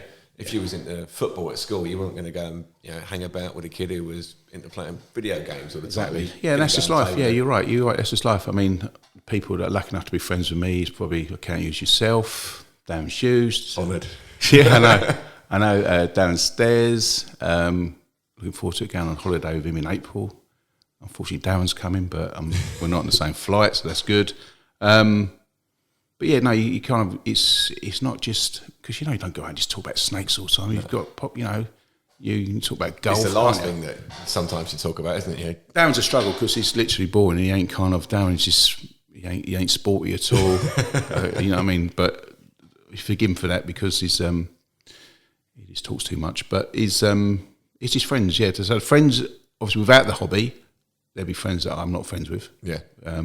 Oh, absolutely. There's some of the people that I'm closest to now that I meet up for drinks with and go out for food and stuff with is people that I've met through the hobby. But when you go out, you don't talk about snakes or anything. No, talk all sorts of everyday life, don't you? Yeah, it's boy things. Yeah, we won't go into that. But yeah, you can imagine the conversation doesn't always evolve around snakes, which is nice. It's nice to have that knowledge and talk about it, but and share that experiences. But yeah, life it's more so than friendship, and that you've got to have quite a few common interests. Something you mentioned there as well was like, you don't think you've had a falling out with anyone. So I don't. Actually, what do you think? Like what's your perception of the whole sort of the cattiness of the hobby that's around? Is you get these. You know what? I know you hear about it. I've done. It doesn't bother me. I quite easily can scroll away. No, I don't agree with that. But I won't comment on that. I don't agree with that. Scroll to the next one or scroll. I find it so easy just to avoid all that. Yeah, I've kind of crazy, isn't it? People, I mean, everyone's different. People think, no, I don't agree with that, and they put their opinion there, which is fine. But that's not me. I can easily flick away or go and watch. Go come off that and just do something else. I'm saying not confrontational. Depends what it is, but I'm not. I've seen you driving. Definitely. Yeah, well, yeah, I'm a professional driver, so I expect other people's standards to be very similar to mine, which is not the case. Yeah, road rage. Chasing that guy down the motorway. He cut me up. That was brilliant. Watching that from the bar. Yeah, what was the question? It's put me off. What's the question? What's your perception of the catness and the bitchiness that can come with a hobby? I don't really got a massive view on it, to be honest with you. I personally find it easy to avoid and scroll past and just not get into any sort of comment. That's the trick. I find it easy. Some people can't find that easy, but I find it easy. That sort of thing don't wind me up, as opposed to other things that wind me up. So, I mean, people have their opinions, and let's be honest. If you go and look for it, you're going to find that, and it's all been said and done before as well. Isn't it? It's no new thing that's popped up and people are going to moan about, and it's all been done and said before. So, move on. Yeah, the issues that are being raised aren't new, are they? They've been going for exactly 30 years. I mean, you can. And it's the Facebook groups, for example, you can go on there and scroll back. If you could scroll back, how long you could scroll back for, it'd be the same questions, same arguments. Yeah. So absolutely. So on that sort of subject, what are your bugbears within the hobby? What are the things that grate you, or the worst things about it for you? Tire kickers, I think. Yeah. Tire kickers. I don't know. I don't get it. I just don't get it. You can go. I mean, you obviously can have surplus animals that were morphomatic, etc., and then there'll be someone inquiring and say, "Oh yeah, blah blah," and you can have the, I don't mind sending photos, giving advice if I can, etc. But then it gets to the stage, how much deposit would you like? Oh, this is the deposit, great, and then, oh great, yeah, can I have your details? How would you like to? And you give me your details over, and you don't hear another thing. I think, what's that about? That frustrates me a little bit. I think, why to go to the trouble of asking? You don't know people's situations or whatever, but you wouldn't ask someone's, I don't know, bank or PayPal details and then completely ghost him. Yeah, it's weird. I don't get it. But I've had it recently. Right, I had a guy. It's kind of messed me about in the past, but I didn't really think it would be a serious inquiry anyway. So I left it. Got a message from him on Instagram shortly after Christmas. I think it was just after the New Year. Really like this animal, getting back into the hobby a little bit. really want to buy it. So fine, no worries. Deposit up front. He was like, yeah, fine. I'll pay at the end of the month. I was like, it's Christmas. Yeah, we've all been there. Yeah, and the animal wasn't expensive. It was just into 3 figures. And so he paid the deposit. He said, I'll pay the rest at the end of the month. Didn't hear from him. Gave him a message, you know, I hope everything's all right. Let me know when you want to sort it out. Come and collect whatever. Didn't hear anything at the end. So I left it another 2 weeks. He said, look, not really bothered about the money. Let me know when you want to come and collect the animal. Got deleted off Instagram from him. It's weird, isn't it? It's weird, isn't it? I mean, you've gone to the effort of paying a deposit and said you really want to come around and have a look at it. But at that point, you know, if he'd have said, "Look, I'm struggling," you know, if there's a reason for it, of course, then you can, you know, you're trying to oblige. Cost of living's kicked my arse. Yeah. I'd have given them the animal. So take it. You know, it's obviously of more importance to you than it is to me at the moment. You know, you have it, fine. You know, I'm happy with that. But I didn't hear it. Not even ghosted. It got deleted. Yeah, I mean, when I buy an animal, I will try my hardest to make it smooth as possible. If I want to pay for the animal over a payment plan, I will stipulate this is when I can pay. Or do you mind if I pay deposit now, but give you the rest a payday? Yeah, and I'll try and keep it as smooth as you possible because that's how you want it to be. Yeah. Do unto others if you have others do unto you. Yeah, exactly. You say, rule. But I don't think I've ever asked for people's details to pay a deposit and then, like I say, ghost them. Yeah, it is madness. You do get a few tie kickers. I think it's more prominent this time of year as well. Yeah, again, with the cost of living, because you don't know who that person is. If you don't know that person, you don't know who they are, do you? No. You know, it could be a 14-year-old boy sitting there thinking, "Oh, I'm gonna buy some snakes." Yeah, and get to the point. I don't know, or if people think they can do anything with your PayPal details, or I don't know, but. If they try and log in and hack your account, but everything's like 2-step verification. Yeah, exactly. So anyway, isn't it? So yes, that's number one. We'll go a long list of stuff you're going to chuck. No, we're going to go 3 things. Go on in 2 more. Finding the time, really. Finding the time to dedicate exactly what, you know what I mean, spend 3-4 hours in the snake room, whether it's be obviously cleaning, but then you're going to take photos, you want to put it on Morph Market. I've still got stuff that's not on Morph Market. It's just finding the time. I did a little bit of YouTube. I would quite like to do a bit more of that, but again, finding the time. Because you don't do it for a while, then it takes you longer to edit because you've forgotten how to do it, and so forth. But moving forwards, I think I will have more time on my hands. So definitely going to have that. So in which case, hopefully that will I'll have more time and just think, you know what, all day today, I'm going to be in the snake room. I'm going to do photos. I might do YouTube. I might even whatever I want to do. Yeah. Might even to listen to a dodgy podcast in there at the same time. I can just do whatever I want, which is nice. So at the moment, because my shift work, obviously been a fireman for nearly 30 years, joined when I was 12, and chimney sweep at 12, wasn't it, for the fire service? And because that was just when you come back from Africa. Yeah, that's it. Yeah. I was headhunted to be a fireman. With my experience of Africa and bush. Yeah. What was I going with this? Oh, yeah. So with that job, obviously I live in Peterborough, but I'm in the London Fire Brigade. So that's being away from home with shift work, days and nights. I'm away 3 nights a week. Okay. So when I'm back, it's, I'm doing the cleaning, but it's not getting the time to do anything else. I'm quite lucky that the wife will go in. It's funny, I came in from work last night, and I could see the light was on in the garage. Of course, and I always wind her up and say, "It's the first time you've been in this?" Because I've been away 2 days, and I always say to her, "Is it the first time you've been here for 2 days?" And she'd get the right up with that. I walked in there yesterday, same thing, the light's on, the pipes up on the drive. I could see the light was on. So I've gone into the room, and her face of fun, she'd been bitten twice. I said, "What do you mean bitten?" She went, "I went, which one?" And she pointed to the snake that had bitten. I thought, it's never even looked like biting me. It's weird. But yeah, she went from never been bitten being twice in a day, and and it's a kind of regular thing now. I do tend to forget to tell her which ones are a bit feisty, but I'm quite lucky the fact that she does that. So I'm away 3 nights a week. It's got to a stage where she's not into like we are. Yeah, but she'd do the clean, which I'm quite thankful for. And she's even in the past pulled females off clutches of eggs, put them in incubators and stuff. Oh, awesome. Under strict instructions and FaceTiming and stuff. But candling and marking the top of the eggs and stuff. Yeah, I wouldn't try. Yeah, she don't know. I probably wouldn't know what candling. She wouldn't know what candling was. But I don't even do that. Yeah, I suppose I do mark the top of the egg still. But I don't candle. I mark the top of the egg as they're laid. Yeah. But even then, you don't have to be rolled around, do you? No, so generally, how I find it is how I'll put them in. Yeah. So I've been quite lucky there. But like I say, we've talked about this with a group of guys or friends about doing a YouTube. So I'd quite like to do a bit more of that. So I've definitely got a face for camera.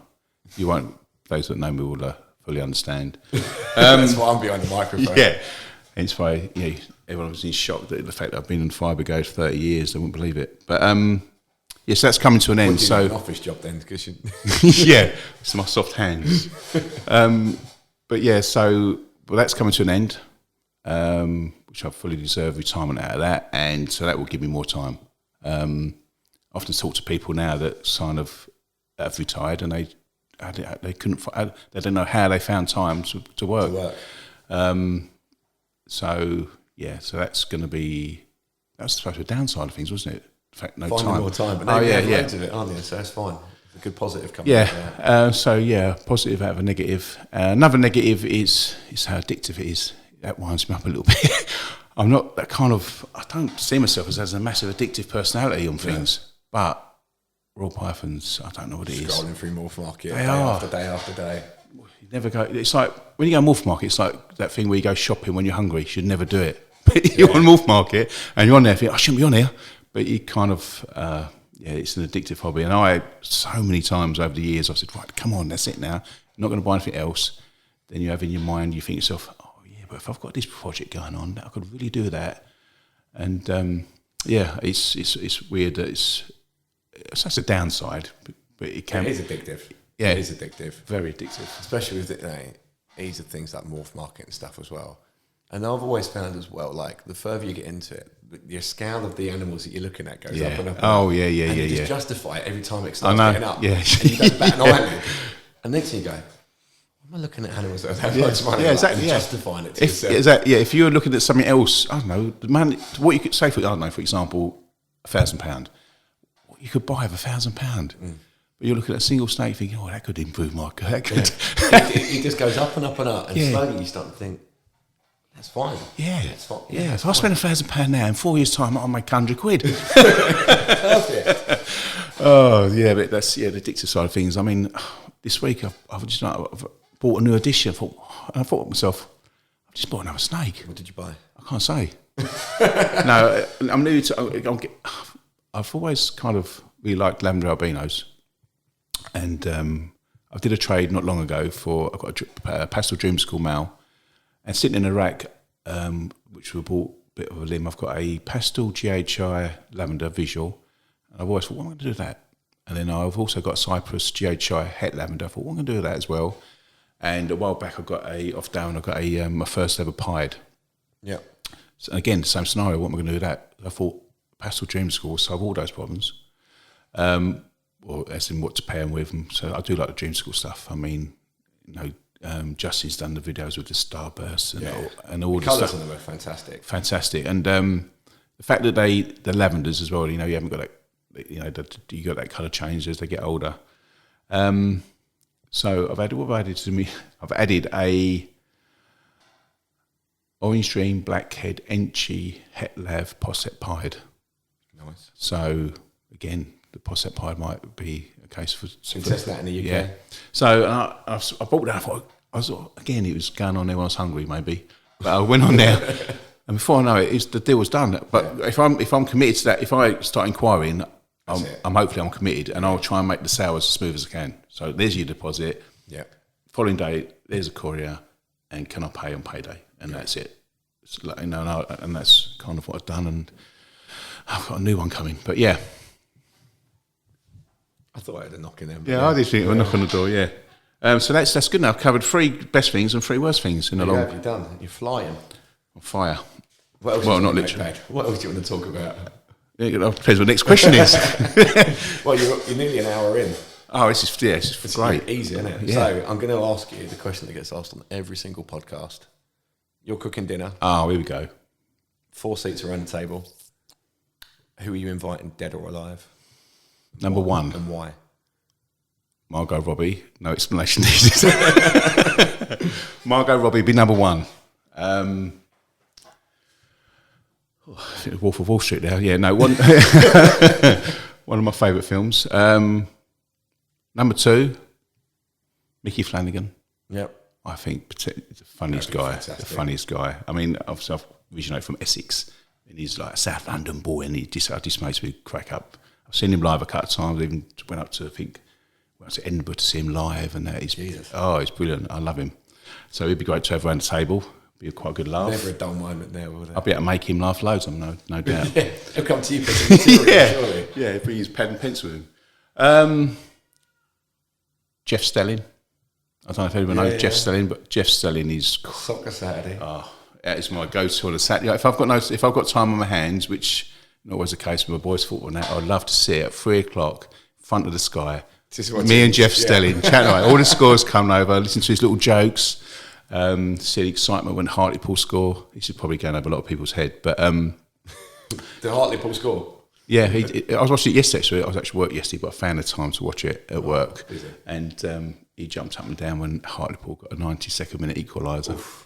So Jeff Stelling, because we can talk about football for hours on end. I do chat about football. How was that? Three. One more. Katie Birch. Who's that?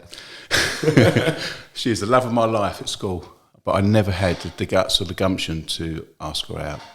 She was the ghost. She was, you know what I mean? The last year of school, in the 5th year that was then, or year, whatever it is now, 12, whatever it is now. But yes, she was Katie Birch. Was yeah. So I'd love her to be around the table just so I can feed her, basically. Yeah, there's the four. Yeah. What are you having for starters, mains, and dessert?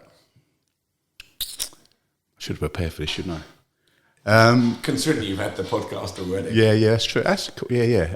Starter, a nice antipasti. Yeah. All the Italian meats, the breads and stuff. Bit of a sharing board. Yeah. Share it with Katie Birch and Margot. Imagine that. One of them's going to get jealous, maybe. Oh dear. No, I was going to go somewhere else with that, but I won't. Yeah, so an antipasti, I think, is a starter. Yeah. A nice glass of red wine, a decent red wine. So we've got to do mains. Mains now. Am I cooking this? I'm cooking this. Yeah, well, you can lie about your ability. I was going to say sausage and mash. No, a beef Wellington. Oof. Nice beef Wellington. Not easy to cook, I don't think. I've tried. A lot of tried. processing and a lot of making all lot the of steps to doing it. Yeah, and getting that beef cooked correct. Getting the beef cooked, making the mushroom du sel. Oh yeah, very good. Mushroom du sel, yeah. The old pastry on top as well. Yeah, and then getting it cooked to the point where it's ideal. The actual beef itself. Medium rare. Nice and pink and juicy. Oh, I'm hungry. We're supposed to be going out for dinner, aren't we? The last thing I've had was cut of crumpets this morning. That's the ones you butter. Oh, yeah. Not the ones you No, that's not Katie Birch and Robbie. No, that's the ones you butter. Yeah, that's what I've had. Dessert. Yep. Rhubarb crumble. Ooh. I know, rhubarb. I know because I'm thinking about my mum. Custard? No, I don't like custard. It's got to be a nice... Cream? No, or ice cream? Ice cream. Don't like cream, don't like custard.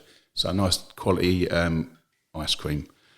My mum, she used to make rhubarb crumble most Sundays after roast dinner. I used to hate rhubarb crumble when I was a kid, but God. I really love it now. Yeah. It's sort of, I don't know. My nan used to make rhubarb crumble, and everything was old cooking. Everything was just stewed into an inch of its life in rhubarb crumble, wasn't it? Like really soft, like sloppy rhubarb. Yeah, it's all about the crumble. Getting that crumble right on top, otherwise it can go really soggy. Yeah. Rhubarb crumble. That's it. That's my dinner, isn't it? That's a nice meal, actually. Yeah, it's nice, isn't it? A bit of everything. A bit of Italian antipasti, a bit of old school rhubarb, and I don't know. Fine French dining with beef. Yeah, du sel. Mushroom du sel. So, an hour in, and the closing question on the podcast, which is asked by the previous guest. Okay. So, the previous guest would like to know if you had to drop one recessive from your collection tomorrow, what would it be and why? No, you didn't ask me this question in the first podcast, Yeah, I did you? did. Did you? Yeah, use this. What's my answer? By that time, we probably stopped recording again. Right. It's going to, only because it's the newest to my collection, will probably be pied. Okay. Yeah, I know we're going to go, we talked about going down a dreamsicle route, so yeah, no, I'd probably have to drop pied, I guess. You'd rather lab albino over the pied. Yeah, because like I say, even without the pied, you get those starbursts and what's it? So starburst is Enchi leopard lavender. Enchi leopard lavender, yeah. And then what else is he added to it? Was there a blackhead one as well? Was Yeah. there a blackhead Enchi So even without the pied, I mean, the lavender stuff is stunning. So I want to keep the lavender, lose the pied. Yeah, I mean, I think I'd probably stay the same. I'd probably lose pied out of everything at the moment. Yeah, If you'd have asked me a year ago, I would have probably lost hypo. Mainly because I'd never really been into hypo. I'd never got into it. And I've only still got one hypo animal. It's a little female that I got. Yeah, but it's absolutely stunning. Every time I open the tub, I go, why don't I buy some of that So sooner? what is it? An OD cinnamon hypo that come from. Oh, yes, I know where it come from, yeah. And I look at it and I go, that's stunning. Why didn't I buy a hypo sooner? Why did I get it? Yeah, no, I'm quite deep into the hypo. I've got quite a few visuals and stuff, and I've made visuals along the way.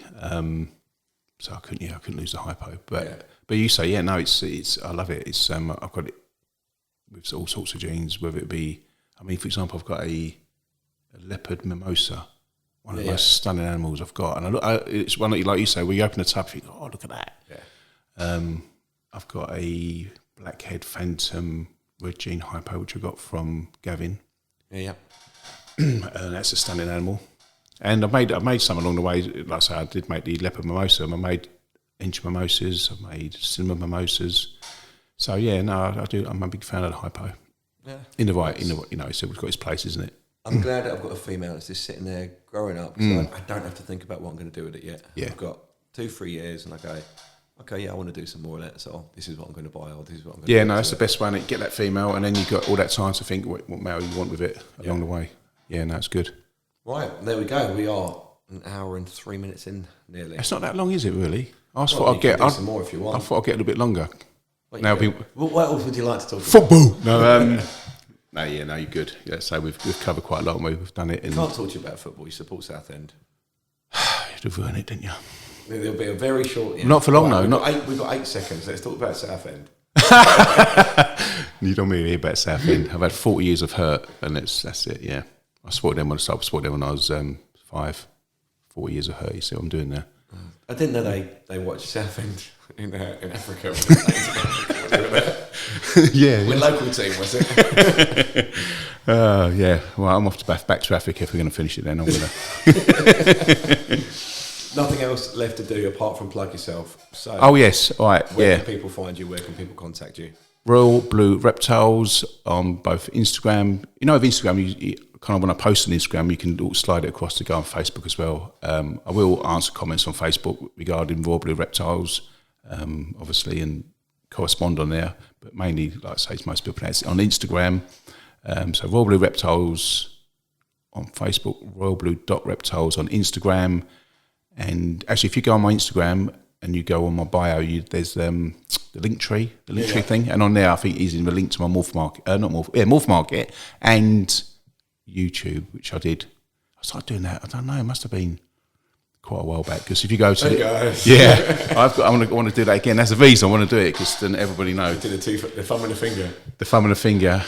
Until next time, guys. But it's a funny story, because when I was at work one day, you'll gather around to watch them in the mornings, and I said, what's going on here? And they're all giggling at it, and then a couple of persons started talking to each other, and one of them went, till next time, I'll see you later. And I went, oh, they know. They've seen it. They've said, I don't advertise the fact through work, obviously.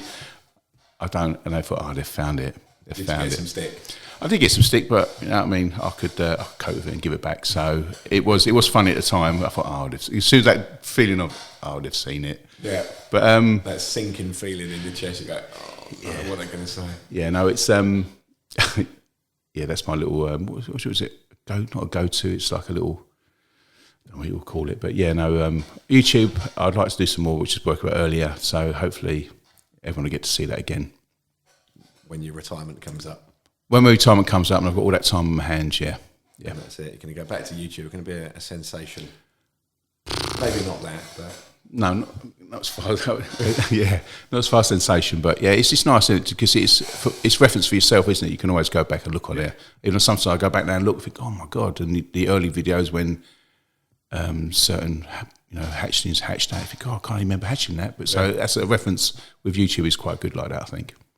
Do you watch yourself or listen to yourself back at all? I watch myself all day long. Yeah. Actually, the early ones, my face wasn't in it, but obviously, yeah, my face was in the latter ones. No, I like watching myself. Yeah. Okay. Got mirrors everywhere. No, I haven't got Ceiling. mirrors everywhere. Yeah. No. Yeah. No, it's a good reference, isn't it? It's a good reference, and if people, you can always guide people that way if they want to see your setup or you want to see kind of how you do things. It's always a good reference point to give to, I say customers, but people that want to buy your animals. Yeah. And even learn what's going on and what's Yeah. happening. Yeah. Hi, this is Darren from Wildracks. We've decided to sponsor That Wolfie Royals podcast for the second year running, as he done so well last year. So if you're in the market for a custom made rack in any colour you want, with any colour tubs you want, check us out on Instagram and Facebook. Back to the podcast. You've got a little bit longer. I'll give you one more question. Go on in. If someone's coming into the hobby now, Oh, don't do this question. and you had to give them a bit of advice, what would that advice be? I think that depends. It's not a short answer, is it? Because are they coming in to just keep royal pythons as be a hobby, or are they going to come in to think, They're coming in as a breeder, and they're saying to you they want to breed. What is the best advice you would give them? That's a difficult one because I've not really got no new answers. It's the stuff that I think it's been said before. Do your research. I don't be boring here, but do your research.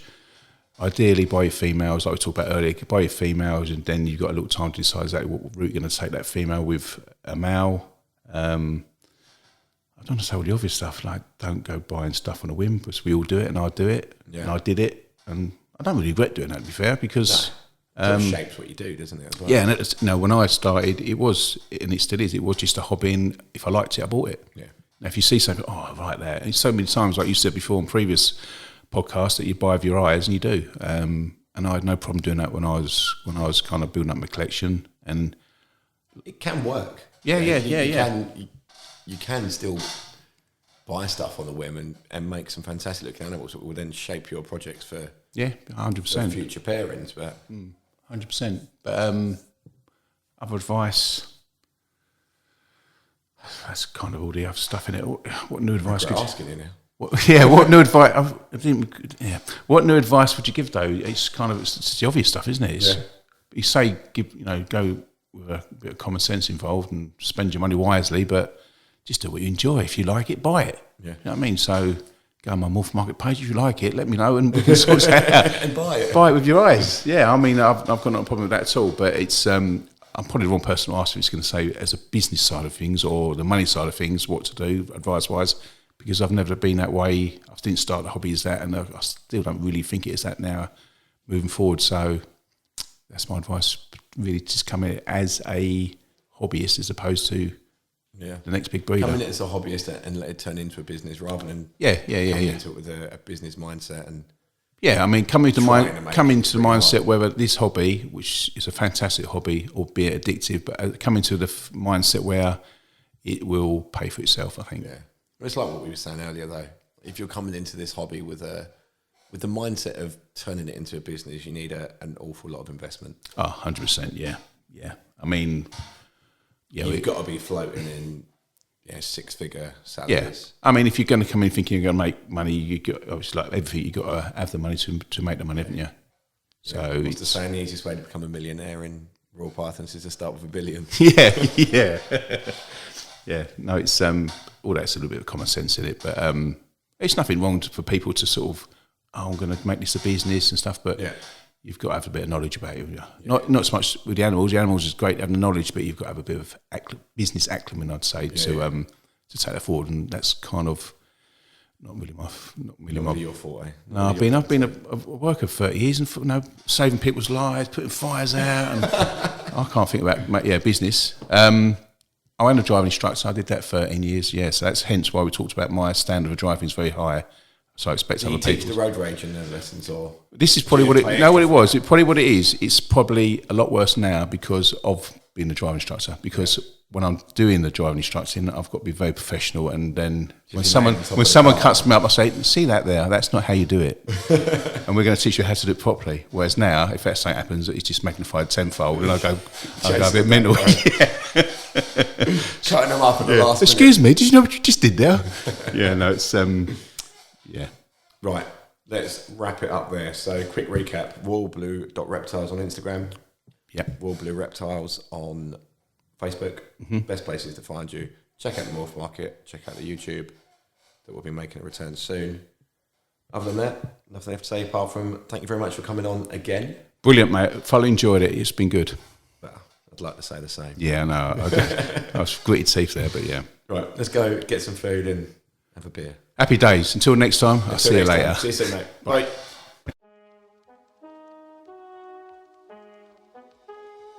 Hi, this is Ashlie from Living Out Ball Pythons, proud to be sponsoring that Wolfie's Royal podcast. I'm a professional, fully licensed ball python breeder with 15 years experience, based in Batley, West Yorkshire. I am always here and happy to help and advise anyone that needs it with no charge, as I believe we should support each other in this industry and hobby. You can check out everything I have available on my Morph Market store, Living Out Ball Pythons, or via my website, livingoutballpythons.co.uk. If you are looking for help or advice, you can contact me on social media or through the website. You can find me on Instagram, Facebook, and TikTok. You can also visit the website to find out more about us and see the awesome range of products I also stock. 4 years ago, I decided there was a big gap in the market for designer reptile tools and products. Being a girl obsessed with designer ball pythons, I wanted feeding tools and hides to match. I now have a huge range of awesome tools, hides, setup and quarantine kits, substrates, dividers, and more. I am constantly expanding this range and I am always happy and thankful for any feedback and new product ideas. To give a little something back, I am giving all podcast listeners 10% off all Morph Market prices and off any website order using the discount code WOLFIES10. This is a one-time use code on Morph Market and the website. Thanks for listening. Now back to Tom. And that is Mr. Rob Nash of Royal Blue Reptiles. I hope you guys enjoyed listening to that as much as I enjoyed recording it. Rob's a really funny guy, a great guy to be around. So, yeah, as you heard there, go follow him, go see what he's doing. He's going to get the YouTube up and running again. So hopefully he's going to do a bit more of that now that he's heading into retirement. So, yeah, go over to Instagram, Facebook, etc., and give him a follow. Not really too much to mention. I'm heading to the States this month. I'm going over to the Tinley shows. I'm going on a bit of a trip around the USA as well. So, you know, like I said earlier, make sure you're watching the YouTube to see if there's any new content that comes out, some new videos perhaps maybe. And yeah, just like, follow, subscribe, do whatever you need to do, because I am going to take a camera. I am going to do some vlogs while I'm over there. Some really great places that we're going to visit and some really great breeders. So yeah, if you want to keep up to date, see what happens on the Tinley trips, then yeah, like I said, please head on over to YouTube and keep your eyes peeled for what's going to happen. But yeah, really nothing else to say. So that's pretty much it from me, and we'll see you in April. Peace.